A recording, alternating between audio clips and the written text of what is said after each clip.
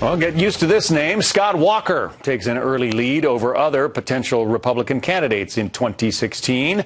A new poll by Quinnipiac University finds if the Iowa caucuses were held today, 25% of Republicans would vote for Scott Walker. The Wisconsin governor is getting almost double the support of Senator Rand Paul, who comes in second. And there you see some of the other top finishers. The Washington Examiner says Scott Walker, whose fights have been with Democrats and public employee unions, has zoomed into double digits in Iowa, New Hampshire, and South Carolina. But that's minutia, and numbers can easily change many times. The current underlying political atmosphere might change as well. With us now to talk about all things political, Jackie Kucinich, senior politics editor at the Daily Beast, and Benny Johnson, content director for IJReview.com.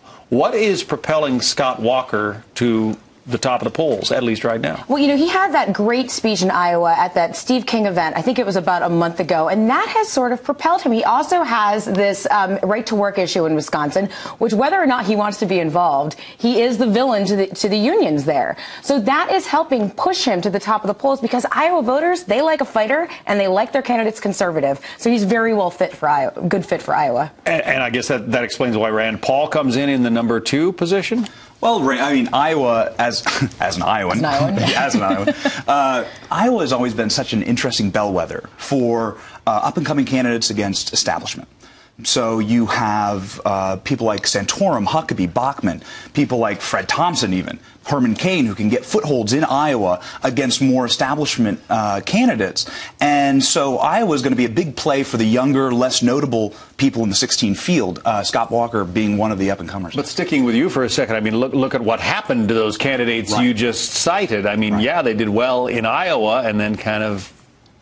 Exactly. So do they have the staying power to even last through the spring? The last 4 people I mentioned clearly did not.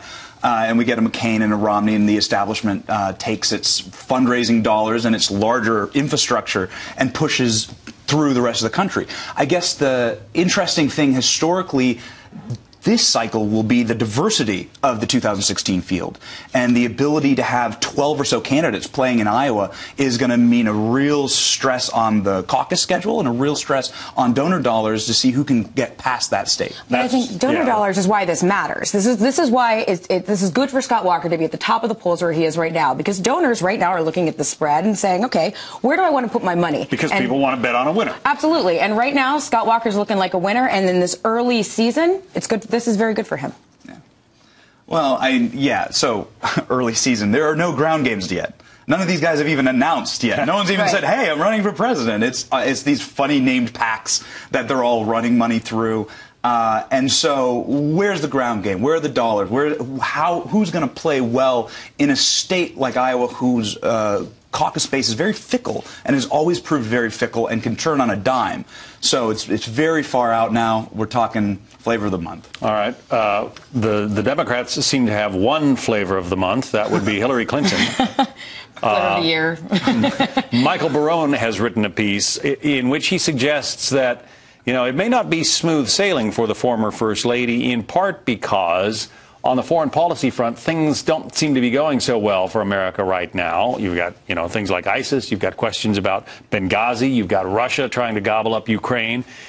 And in many respects, Hillary Clinton, as the Secretary of State in the first Obama term, has to answer for those problems. What do you think? I think you're right. And I think one of the most interesting things about Hillary Clinton as a candidate, assuming that she runs, and we all are assuming that she runs, is she does bring the foreign policy issue to the forefront. Because when you look at polling, traditionally voters don't really care about foreign policy. There are these bright spots and then they don't.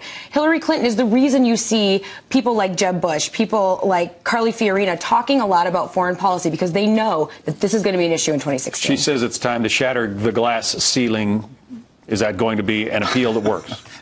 Wasn't that her last line in her concession speech against Barack Obama in 2008? That this is the 18 million cracks. We have 18 million cracks now in the glass ceiling.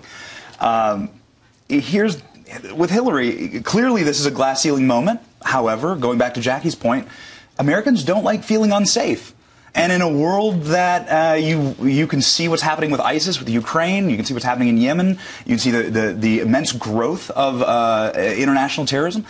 it's going to be really fascinating next 12 months, especially since she was our Secretary of State, to see how the questions that arise based upon that. And see whether these early front runners we've been talking about have the legs to get through this long campaign season.